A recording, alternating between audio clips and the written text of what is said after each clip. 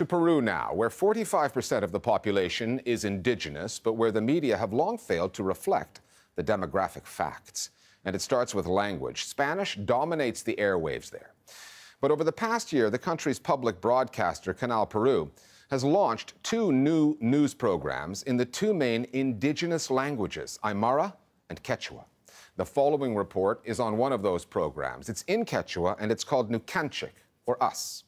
Quechua is the most widely spoken indigenous language in the Americas. Almost 15% of Peruvians speak it fluently. And its appearance on Canal Peru is being seen as an attempt, albeit overdue, to redress the racist legacies of the colonial era.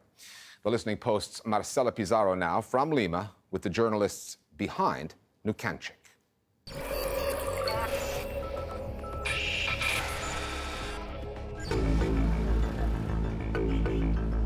Switch on the TV in Peru, tune in to any of the big radio stations, open up a national newspaper, and the information citizens will get, the information they need, will be in a language that many of them might not understand, Spanish.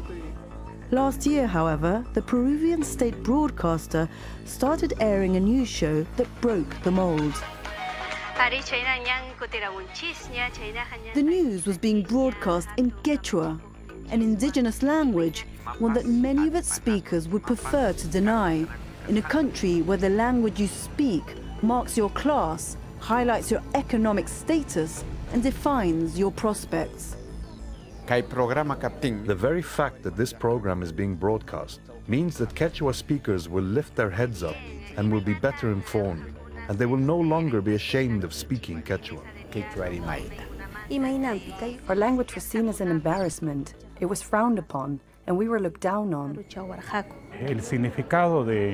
The significance of this news broadcast in Quechua is that it recognizes the fact that this is a multicultural, multilingual, multi-ethnic country.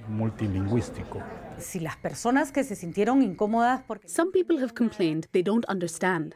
Well, my only response is that finally they get what it's like to be a Quechua speaker in Peru, watching the national news in your own country, and not understanding because it's broadcast in a language that's not your own. Nuqanchik does more than just broadcast in a different language. The producers say their mission is to reflect a different reality, a perspective that isn't mainstream in Peru.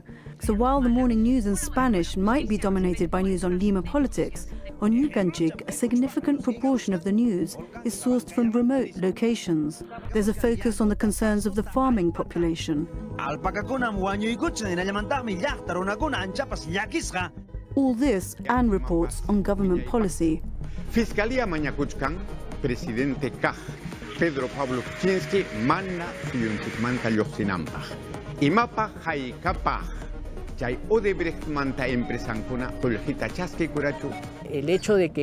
because the program is in Quechua, it doesn't mean we're going to see just folk music and dance. These are important and valuable aspects of that culture, but its fundamental purpose is to address people's needs. Nuqanchik has a responsibility to report on inequalities on the ground. What does big business want?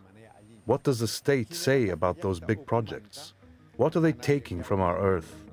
What are we going to do with the profits from forests, the wood? It's our duty to tell these stories. This is not the first time Peru's state TV has broadcast news in Quechua. Tawa Canal Lima Manta Pachá was a news broadcast in the early 70s that put Quechua on TV for the first time. The program came about as part of Plan Inca, a nationwide agrarian reform campaign carried out by the left-wing military government of General Juan Velasco Alvarado. Velasco declared in 1974 that there was, quote, no freedom of the press in Peru, only freedom of enterprises. He reined in what he saw as the elite media, established Quechua as an official language, and used the state broadcaster to promote equal rights for indigenous groups.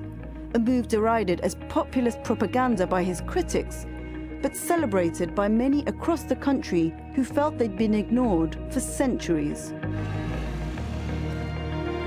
Even though Quechua became one of Peru's official languages in 1975, In the more than 4 decades since, it's rarely been given much airtime, either on national TV or radio.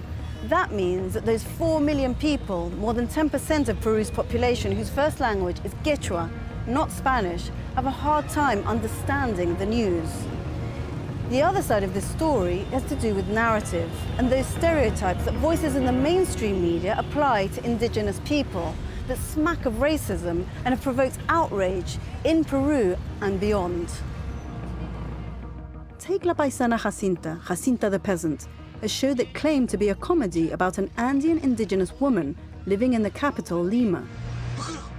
La Paisana Jacinta became so popular with its viewers that it got its own weekday primetime slot on Frecuencia Latina, one of Peru's biggest private TV channels.